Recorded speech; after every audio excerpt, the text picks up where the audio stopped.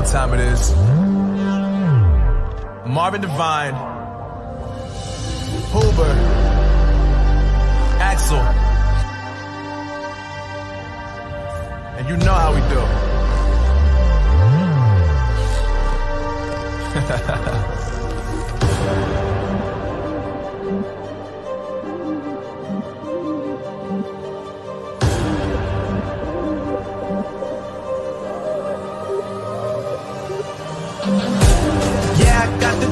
Yeah, I got the juice.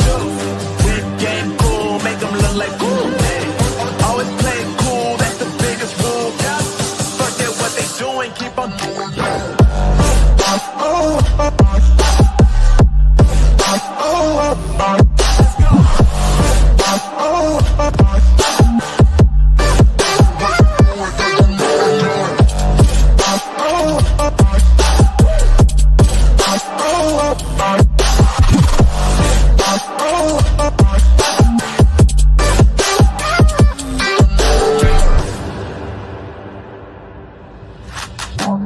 I've been making loot since like 22.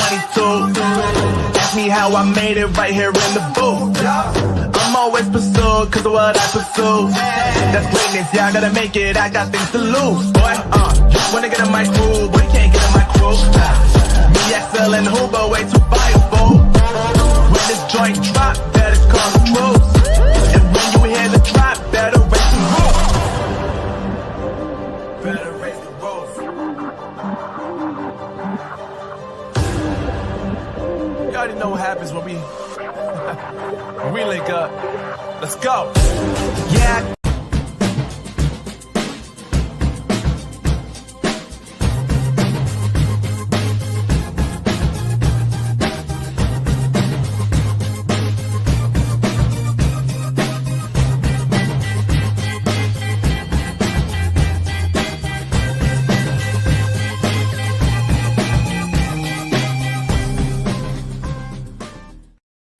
Good evening, good afternoon, and welcome to Kidney Hub East Africa, the show where we share real stories, educate our communities, and bring hope to patients and caregivers walking the kidney journey. I'm your host, Stevethekidneynurse. Let me fix my hat. Welcome, everyone. It's good to be back. We've been on hiatus for about 2 weeks, but we're back with a brand new episode. I'm joined by my co-host, Brother Moses Kennedy, also known as the Kidney Ambassador, and renal nurse specialist, Tabitha Matekwa. We're so happy to be back. Now, today, we are honored. We are very honored to welcome a very special couple to the show.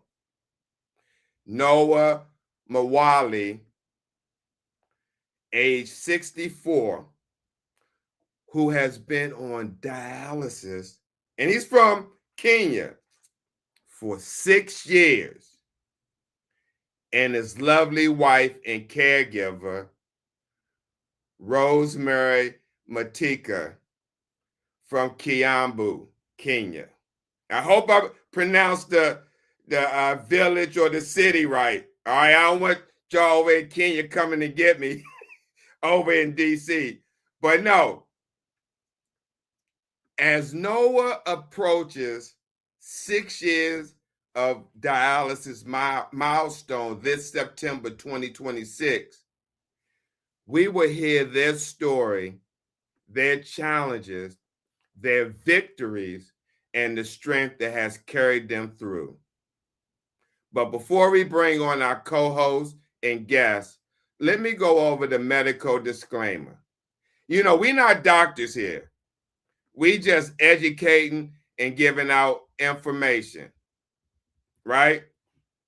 But Kidney Hub East Africa, the information that's broadcast on Kidney Hub East Africa is provided for educational and informational purposes only, and is not intended or implied to be a substitute for professional medical advice, diagnosis, or treatment.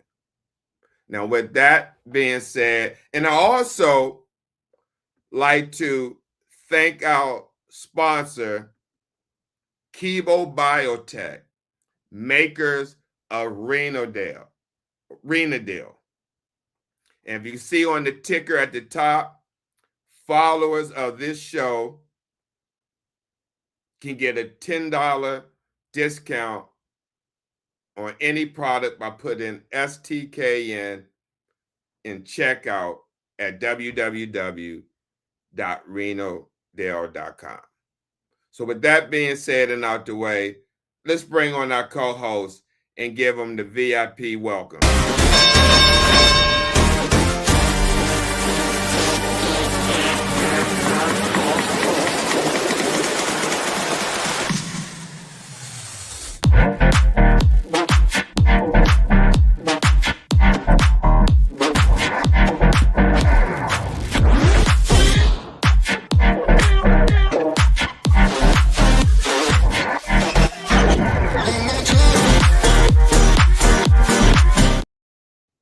All the way from Nairobi, Kenya, brother Moses Kennedy and sister Tabitha Matekwa. Welcome back. It's been a minute. How's everyone? Awesome. Very good. Thank you. Let's switch the positions. Brother Moses, how you been? I know you've been under the weather for the past couple of weeks. Yeah. It's a struggle anyway, but more effort and resilience. Mm-hmm. And how you doing, Tabitha? How you been holding out? I've been doing very fine. I thank God. Yeah, I was able to go to church today. Okay. Yeah.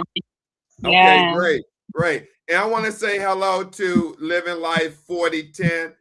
Thank you for coming back. We appreciate your support. She says hello to Moses and Tabitha. That's Living Life 40 right there, who said hello. So thank you again for coming to the show. Now we're going to bring on our special guest. Let's welcome our guest from Kiambu. Am I pronouncing that right, Brother Moses? Kiambu? Absolutely. Kiambu, Kenya? Kiambu, Kenya. Okay, I'm getting a little better. But a county close to Tabitha's county. They're close to Tabitha. Yeah. Okay, that's great. I mean, to hear that, because it's about, the education, networking. So that's awesome. So let's welcome our guests from Kiambu, Kenya, Noah and Rosemary. Let me give them the VIP welcome.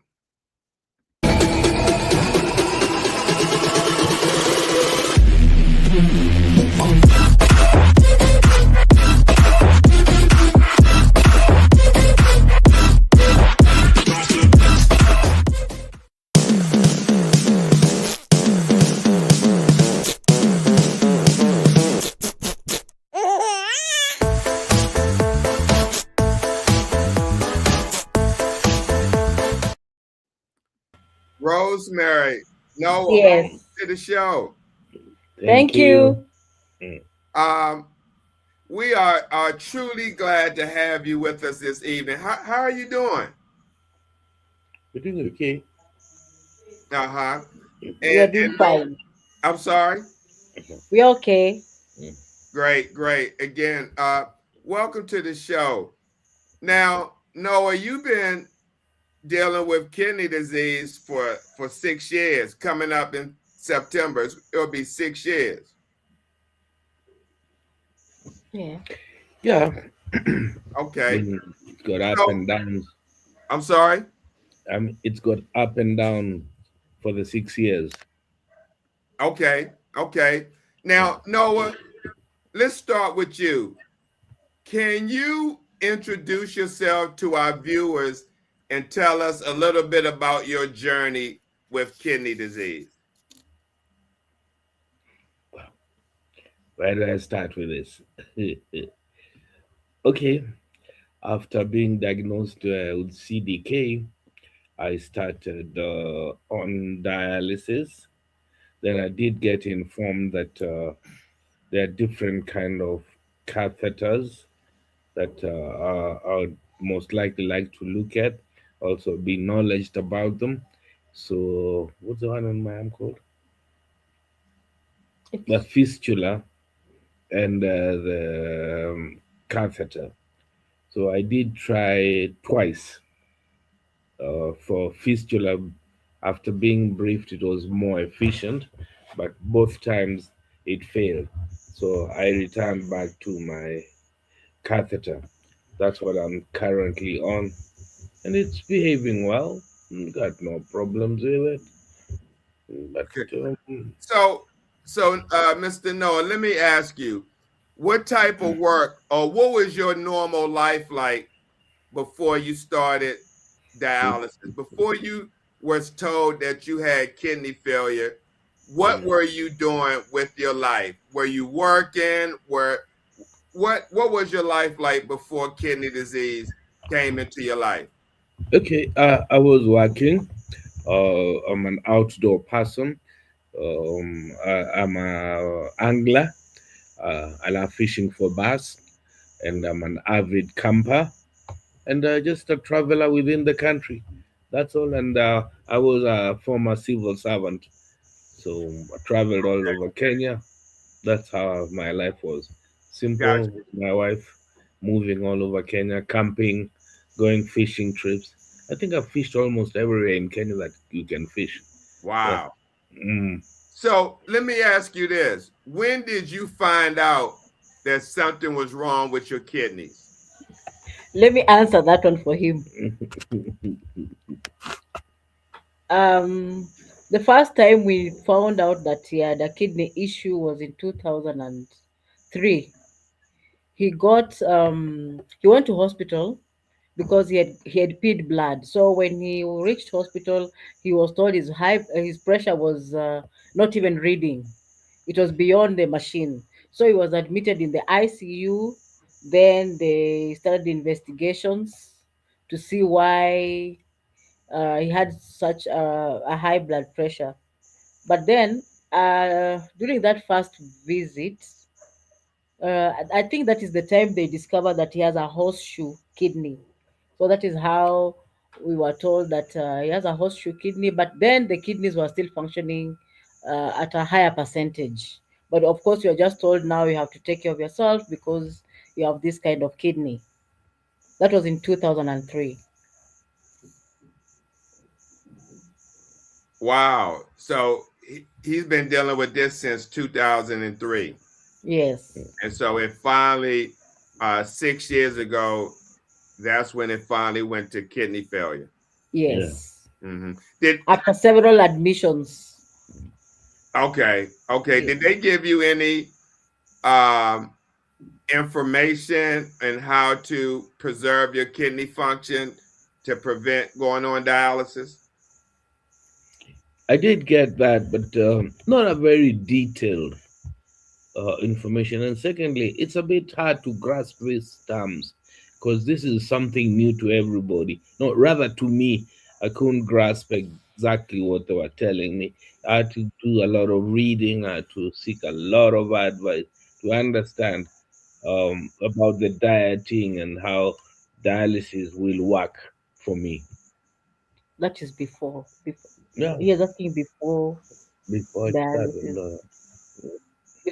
Before we reached dialysis, of course, he had been told that at that particular time, I think the kidneys were at 75%. Then we went down to 48. Then, of course, the doctor, because we were seeing a nephrologist. That was in Aga Khan Hospital in Nairobi. Then, okay, that nephrologist died. We got on to another one at Kenyatta Hospital, Professor Kaima.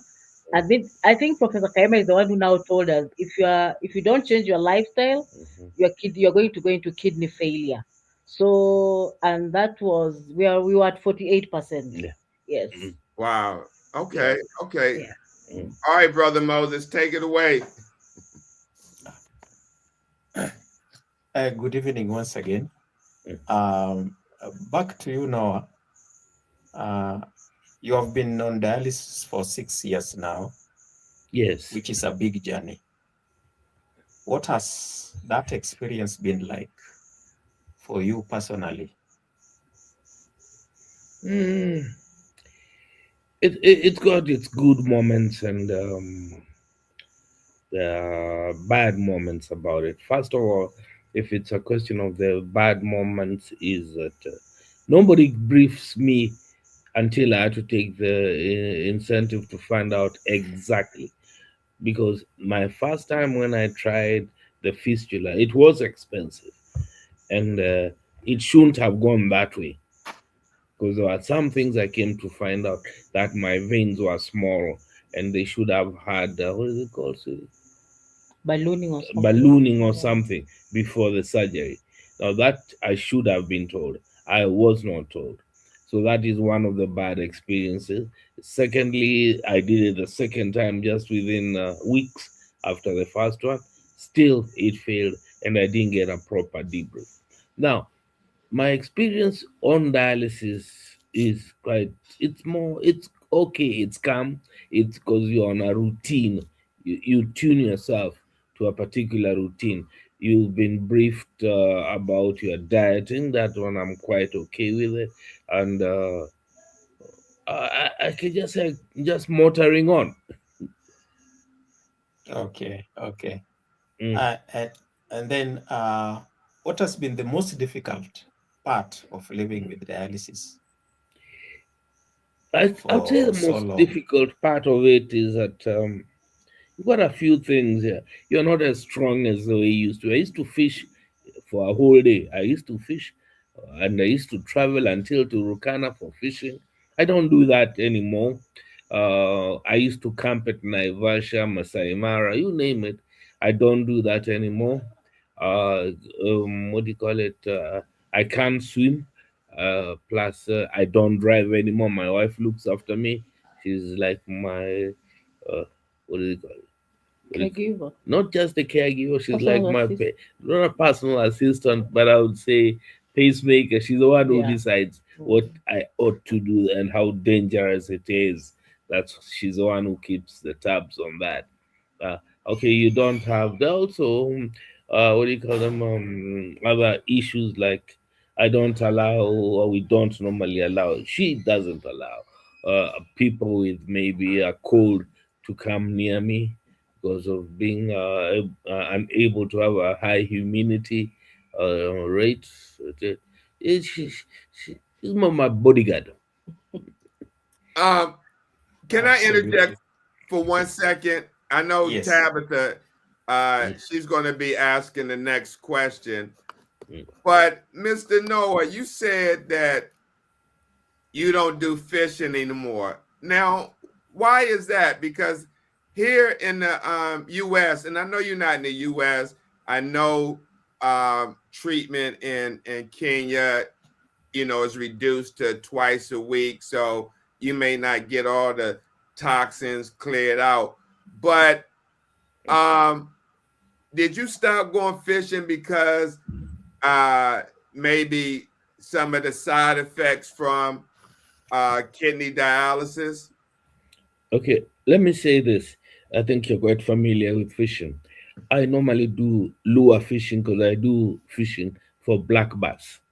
Black bass is a fishing that is physically demanding because of reeling in and casting. Now, what happens? Because what do you call it? We live in the tropics. Our temperatures are ranging between 20 to 32 per day. So being in the sun, have a hat, standing out there, moving up and down. Because I don't use a boat. I'm using on the shoreline casting. I can't put up with it. It's too strenuous for me. All right, now I understand. Because I'm thinking like here in the U.S., people be going to little creeks and stuff and casting their rod, but you be out there going for the big fish. Okay, understandable. Okay, Miss Tabitha. Okay. Rosemary, Yes. Noah, Yes. and caregiving. Maybe you Yes. can share with us what the journey has been like having your husband being on dialysis. Okay. The journey has been quite difficult because I have to ensure he's gone for dialysis. I have to ensure he's taken his medications. I have to ensure his diet is okay. And just before that, remember, before he got sick, my husband could do everything. So some of these things had to change. I have to pick up the roles, and it has been quite very difficult. And he's on medications that are quite expensive. They're not covered by insurance. That one we've got to buy. So I personally am still working, but he has retired.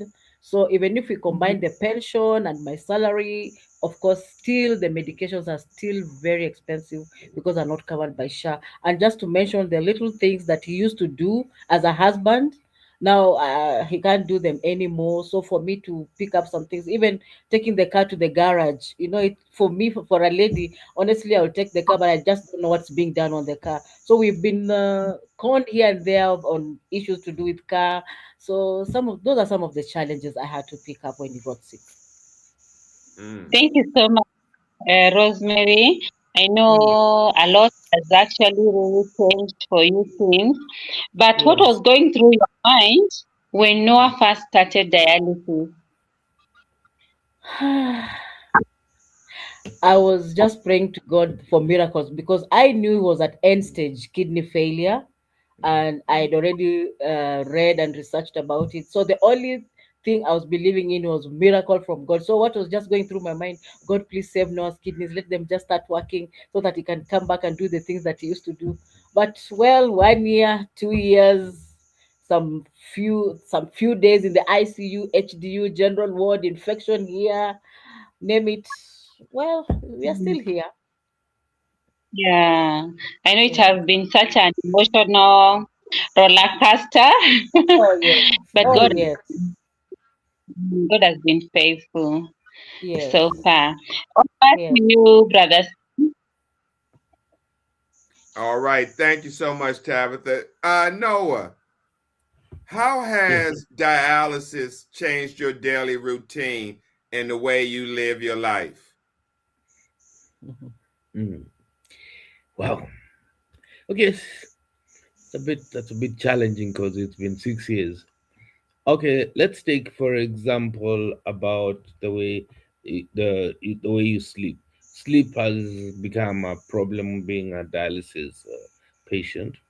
Secondly, if what do you call it? If you go outside the safe parameters of exceeding the water levels that you should consume maybe in a day, you know how your lungs get flooded. So Mhm. you kind of sit up your bedroom, you sit 90 degrees perpendicular, whatever you call it, is supported. So that one is there. And then also in my daily life, when she leaves for work, we don't have a house help ourselves. Mhm. So if I get somebody at the door, I probably have to, it's an effort to go and open, get my lunch from the freezer or defrost it, and try and live like that. What can I say? Right. Yeah. Mm. So, Noah, what are some of the biggest adjustments you had to make? Okay, there's one thing in Kenya that you might have heard about it in the States. It's the way Kenya tourism has been very good. We have a particular event we call the Safari Rally in Kenya. It's more like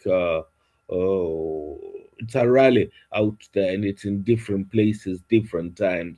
I hardly go out anymore. When I go out, I have to be with my wife. She has to take care of me. I might not walk around the mall. That means I have to get my wheelchair. I do have a wheelchair here. I'm pushed. My cousins and nephews also are giving a hand. If I go for a wedding, I might not stay throughout the whole Event. event, so I have to go maybe towards the end of the event. just to be a witness. Just an example of a few things. If I need something from the supermarket, I have to SMS my wife, or I have to wait for her so that she can take me shopping for that particular thing. And being a guy thing, there's some technical stuff. We would rather keep them on a guy thing, you know. No, I completely understand. I completely understand. Mm, mm. All right, Brother Moses. Rosemary, Yes, please. caregiving can be both beautiful and exhausting. Yes. What does a normal day of supporting Noah looks like? Well, a normal day begins probably at 4 a.m. Mm. to ensure that, okay, 4 a.m. I wake up, probably do some exercise, then I make his breakfast, I prepare his lunch, then I get to leave to go to work so that I make it to work probably by 8 or 9. You're taking for dialysis. Wait, Mm. then come back home probably at 4. Then on a dialysis day, I'll have to wake up, make his breakfast, probably give him a shower, then go for drop in for dialysis, then go to work, then come back from dialysis. I mean, from work, pick him from dialysis, come back home, make sure he's comfortable, because those are some of the days he's literally very tired and worn out, and just ensure that he's comfortable, feed him, then he sleeps. Then the following day, I get back to my routine. So the days is okay, I get to go to work. The days is not okay, I get to work from the house. Wow, so great. What are Yes. some of the hardest moments Oh, my you face hardest as a moments are caregiver? Yes. my hardest moments are when he's unwell and he's not eating. That is my hardest moments. And other moments is when now he's unwell or he's admitted in hospital. Those are my hardest moments. Uh,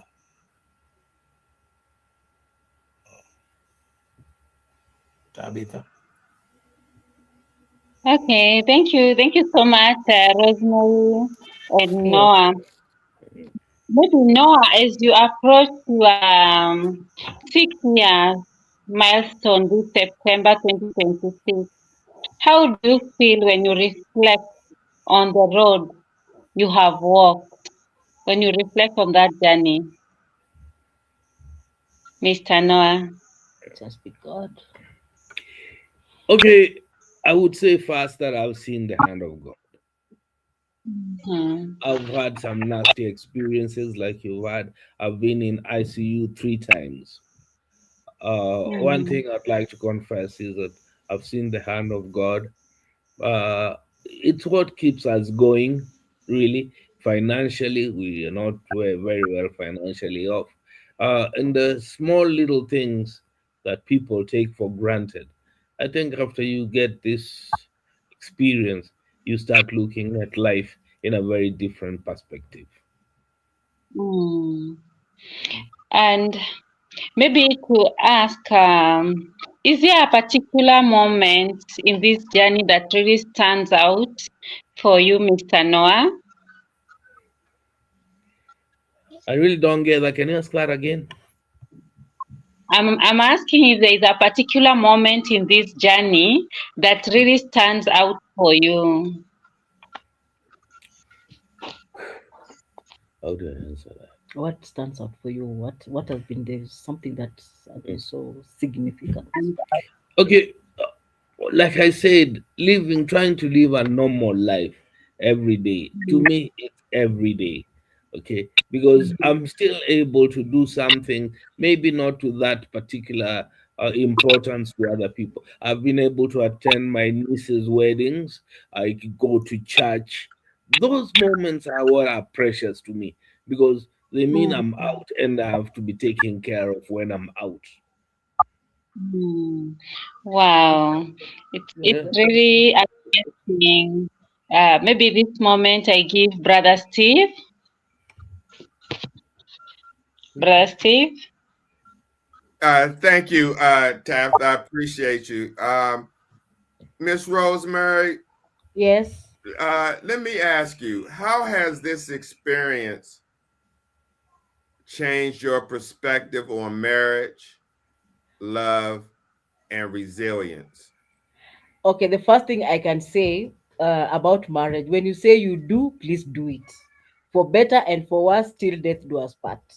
That one has really, now I know what those vows mean. And secondly, I can never judge anybody who has a sick person and they're not able to take care of them. I mean, this caregiving is a calling. It's not for everyone. So if you see somebody somewhere has a sick person and they're not able to take care of them, please don't judge them, because this is a very difficult journey. So this has taught me to love unconditionally, to be patient. I and I'm just a peaceful person after this experience of being a caregiver.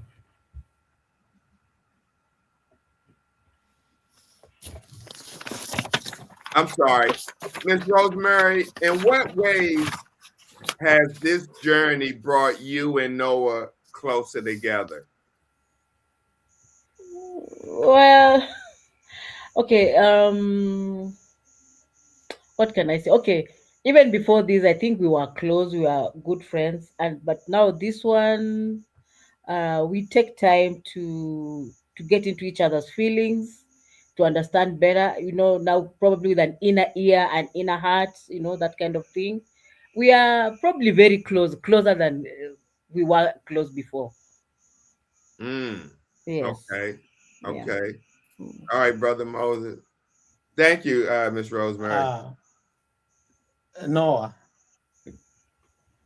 what has kept you going through the hardest days? I'll be very honest. I love this life.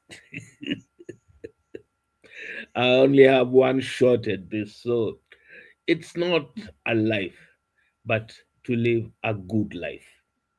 So every day you should always try and be thankful as much as you can, because it's really a day-to-day activity. It's a struggle every day and day, but you don't get down because maybe something didn't work out for you. Yes, there are moments that you can also feel sad, and the sadness doesn't come from maybe the things people expect. I get a bit of sadness when I go for dialysis, when I see 8-year-old children, 10-year-old children. I feel so uncomfortable with that. I've lived a good life actually. I'm happy. I've done most of the things I wanted to do in life, and I've been happy doing it. And like you said, I'm a 64-year-old man. What do they say about teaching a new trick to a dog, an old dog, something like that? Tricks. Yes. All right, thank you. Because I've been on dialysis for 10 years, so, and I'm 45 now. And I think I dialysis took much of my life, but we can Mm. still smile. Now, Yes. Yeah. was there ever a time you felt discouraged, and what helped you push through? Okay. The moments have gone to ICU has been because of neglected care, not from my wife. Neglected care by the person giving me the service of dialysis. Now, it was very sad that one of my last episodes was that the water treatment plant was not working. I got infected with sepsis. They shouldn't have carried out the dialysis if the water treatment plant was not working well. So I don't like negligence. If you don't know something, you say it. And please keep me posted about anything, because when I go for dialysis, don't tell me speed. What is speed? You have to explain to me what speed it is. I know when my jabs of pneumonia are due. I know when my HB is low. I know my urea levels. You should always keep me posted. Don't assume things about me just because I'm a patient. It's got a very bad attitude of thinking people who are patients are not knowledged. We are knowledge, some of us. You see, but maybe, I don't know, statistically, maybe most of the people are not that learned. We're in a third world country. It's like we're not so well informed. We read, we're on the internet, we meet people, we've traveled. So we're quite well informed about dialysis. Wow, that was a great answer. Wow, Mhm. wow. You're Mhm. right about that. I think Uh, it's that- that- a yeah, misconception. God. because some of those things like I'm saying that disappoint you. You can see somebody is coming as a patient for dialysis where I am. The nutritionist lady, man, doesn't give her or him a full briefing on what you should eat. You're taking assumptions. Yet every week we're doing, or every month you're doing a test. Now that's when somebody tells you you can't use tomatoes. Don't tell the person you can't use tomatoes. You can use tomatoes, but after a particular procedure on how to prepare the tomatoes. Okay, you And your have to labs. and And your labs. and Your lab. yeah, and the labs, Mm. all these things. You need to brief me. Don't look at me like I'm semi-literate or something. Hajui, in Swahili we say Hajui doesn't know. You don't do that. Take somebody through. Tell him what the parameters in urea are supposed. Not just to give him a report on urea. Brief him. It's supposed to be potassium. Point this, and this, and this. You need to eat this. This is how we can bring this down. But no, not a one formula for everything. And we're all different, suffering of dialysis. Some have got the failure from maybe whatever Lupus. lupus and maybe different diseases. We all have a different what do you call it, approach that we should be given with.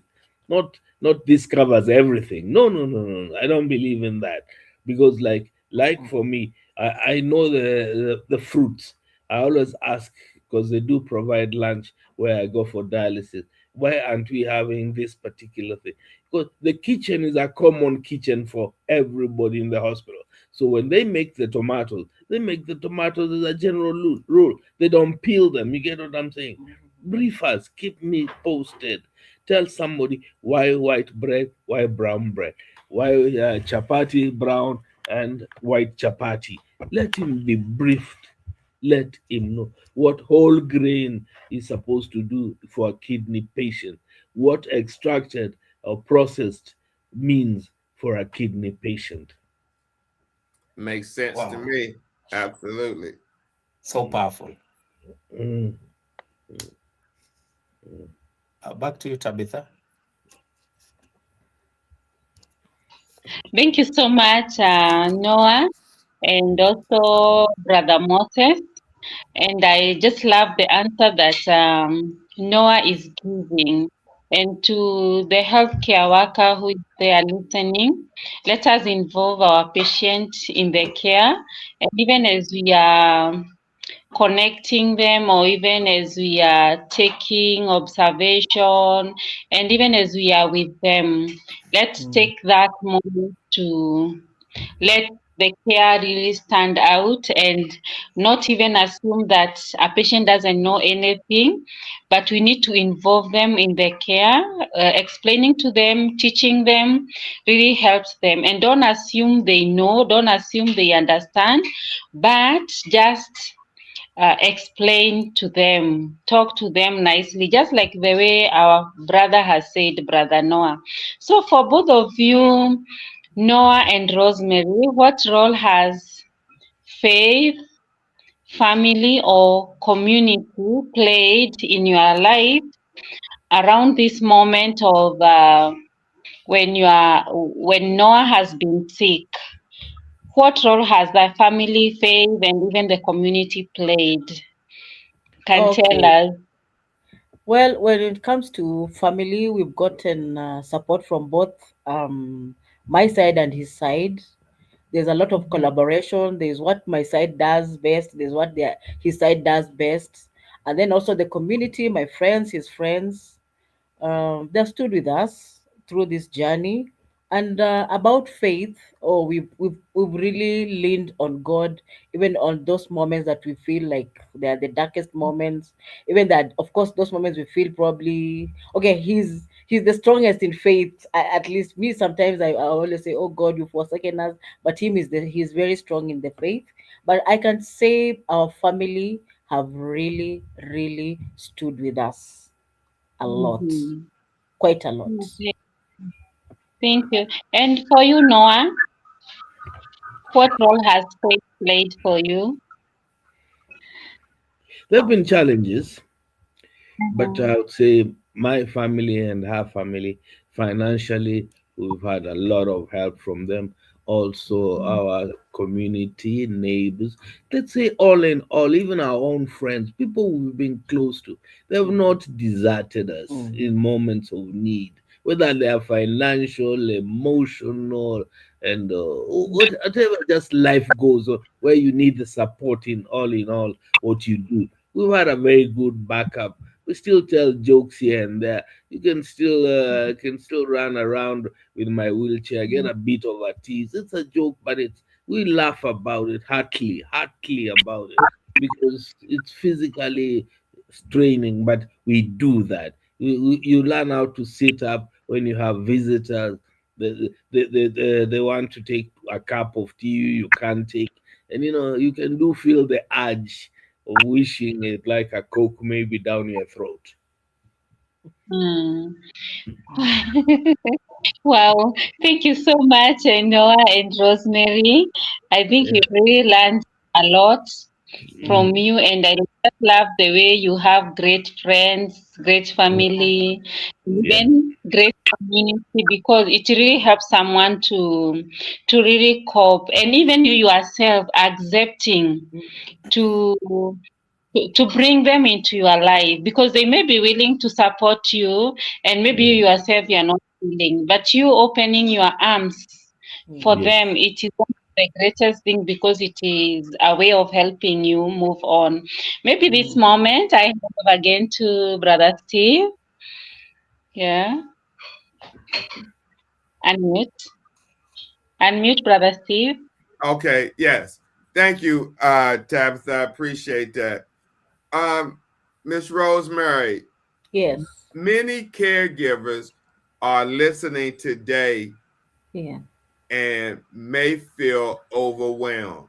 Yes. What message would you give to someone caring for a loved one on dialysis?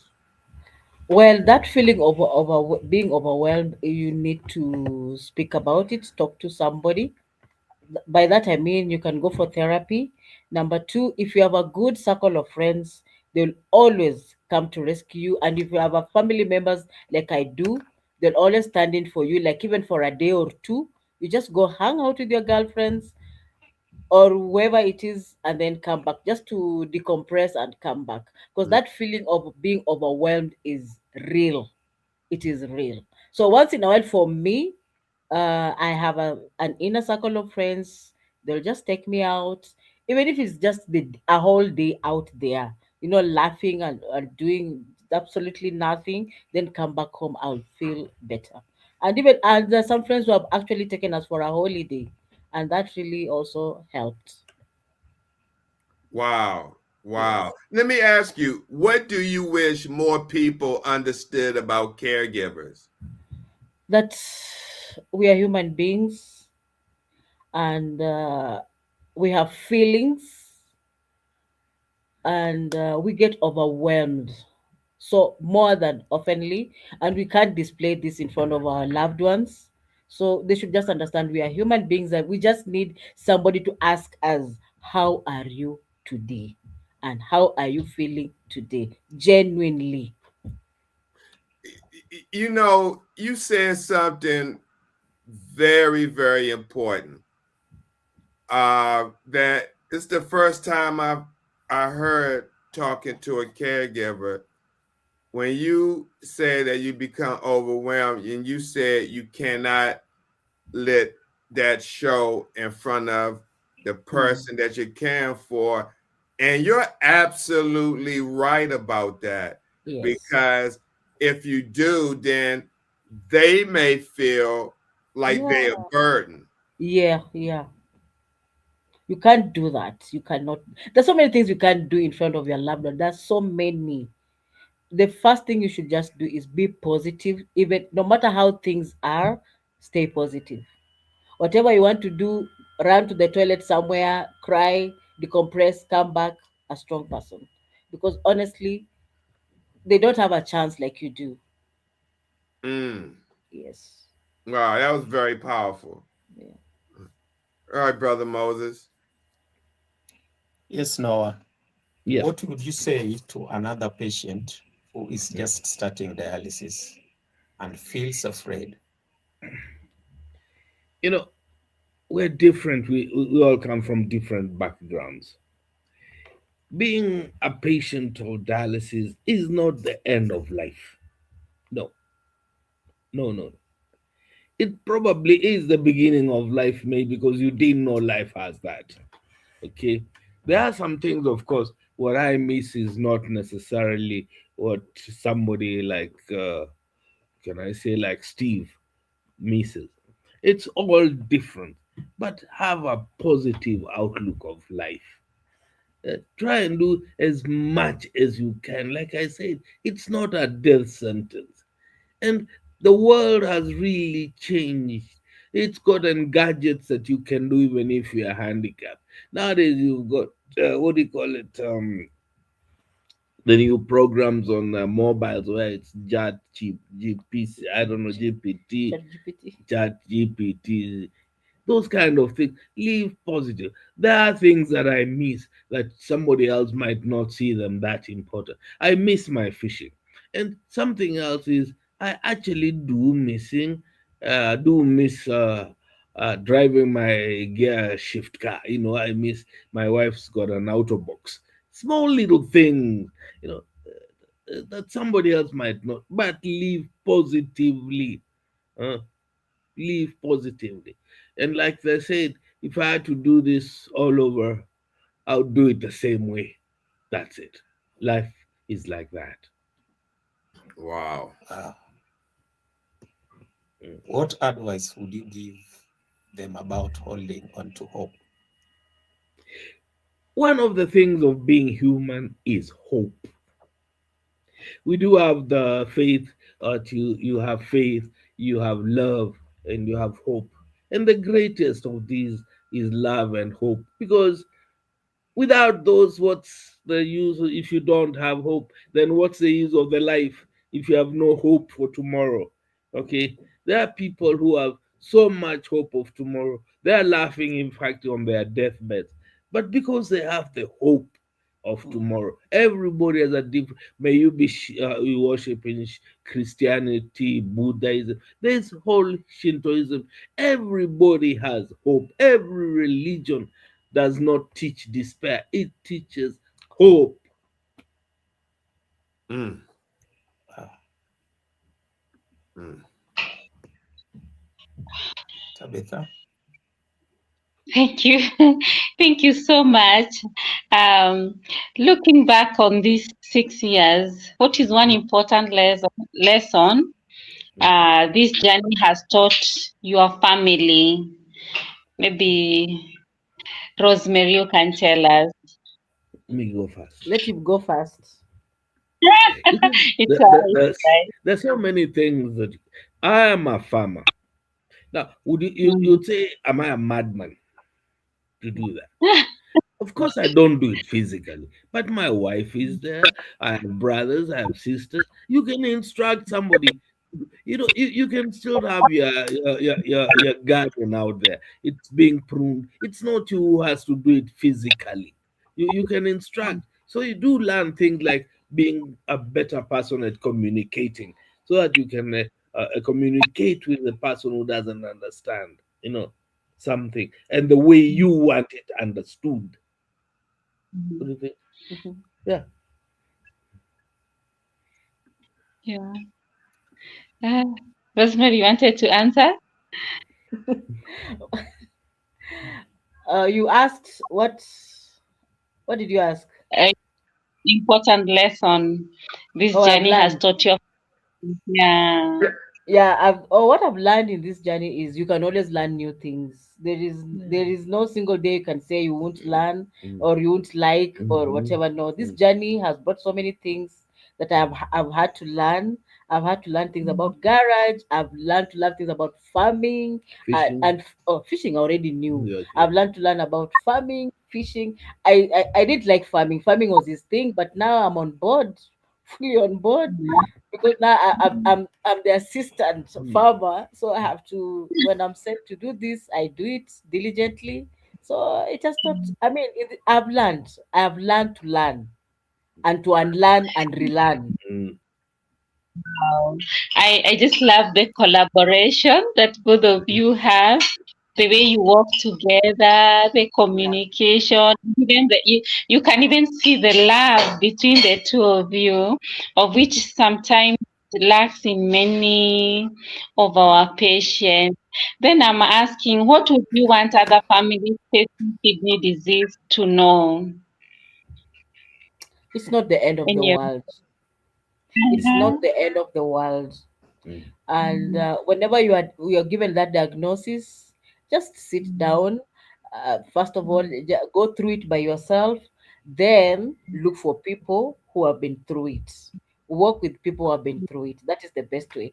And some people have been okay. I've had so many people say when they were diagnosed with end stage kidney, I don't know, they were taken to what to take. I don't know what herbs. I don't know that. No, we've never been through those things. As no, and nobody has ever influenced us to go to something that is ridiculous. So I mean, if you get that diagnosis in the family, just sit down and as a family, learn about it, then look for people who have been through it, because the moment you're told to go for dialysis, then that is your family. You get another family out there, and make sure you get a nephrologist on board.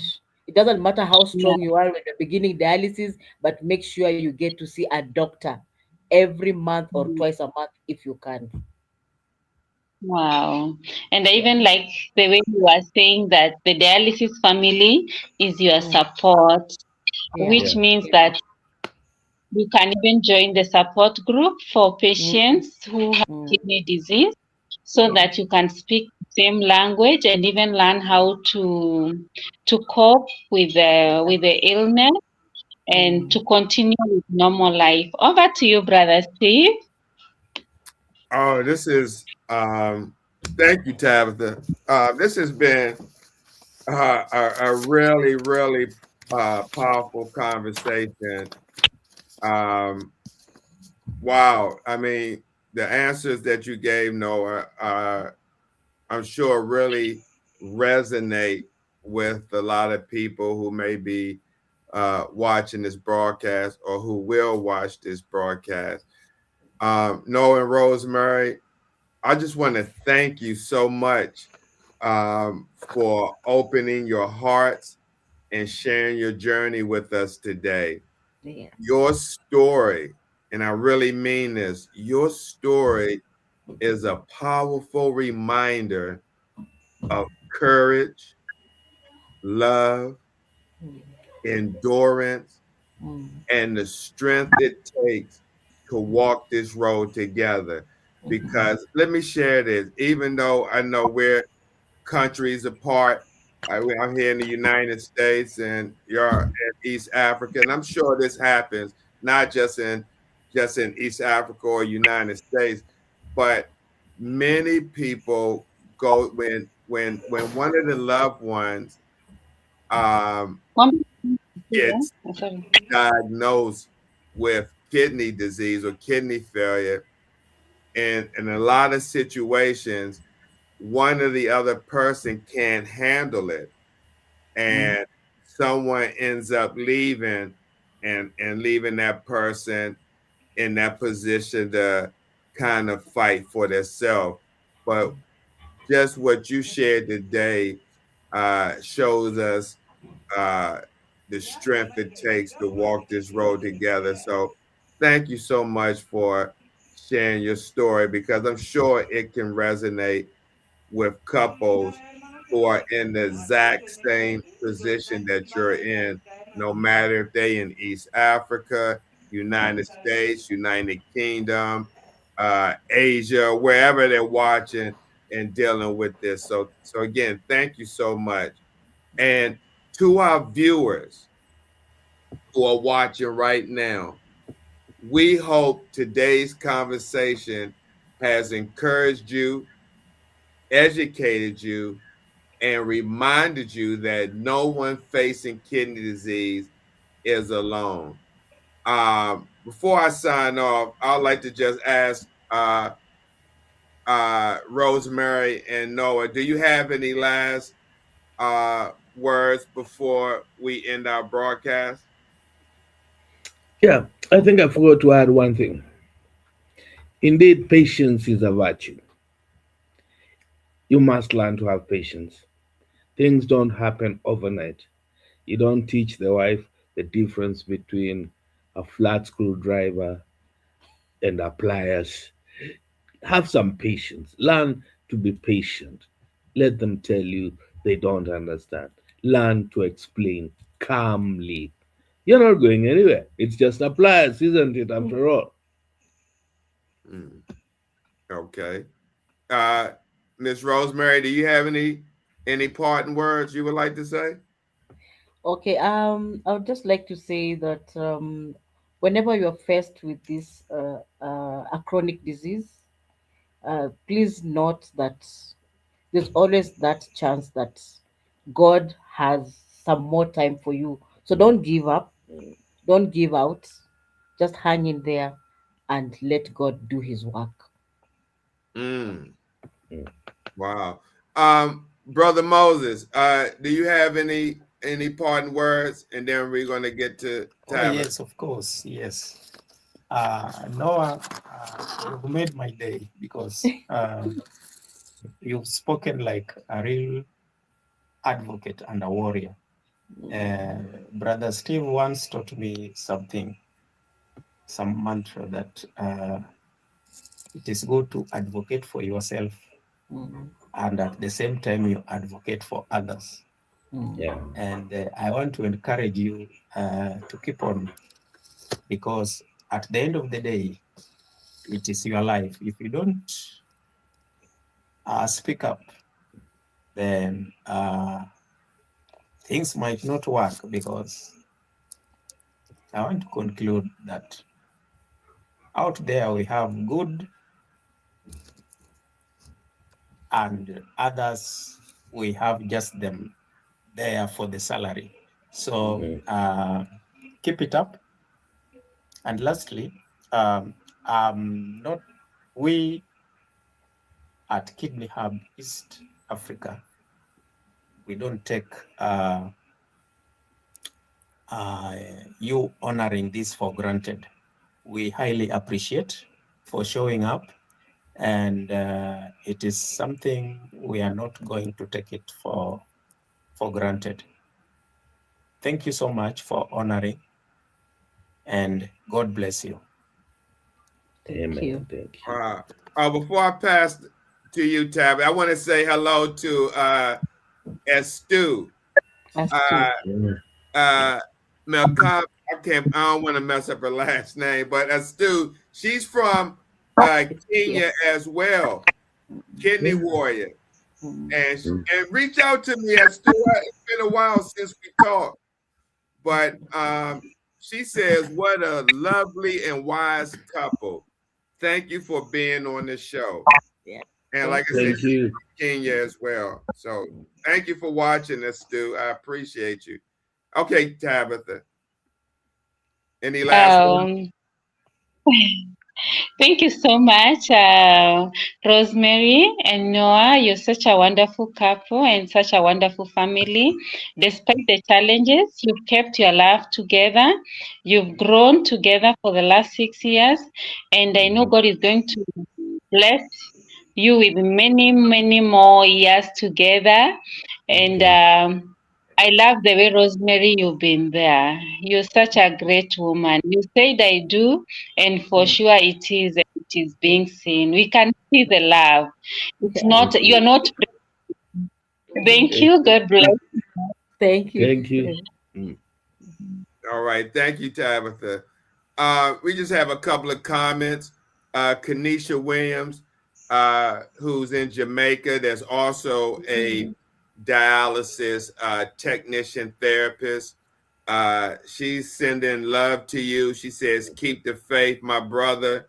And then Living Life 4010. Thank you for watching Living Life. I always appreciate, we always appreciate your support each Sunday when we come on. She says, they have definitely spoke life into me as well. Thank you so much for hosting Steve, but I guess you meant hosting the show. But yes, we really, really appreciate you coming on, and just hope that everything works out for the best for you, Noah and Miss Rosemary. Thank you. Thank you. Absolutely. And to everyone watching, this has been Kidney Hub East Africa with your host, Steve, the kidney nurse, together with Moses Kennedy, also known as a kidney ambassador, and renal nurse therapist, Tabitha Matekwa.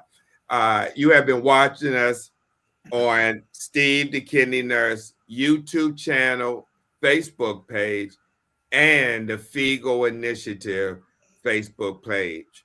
Please continue to like, follow, and share our content for more inspiring kidney health conversations.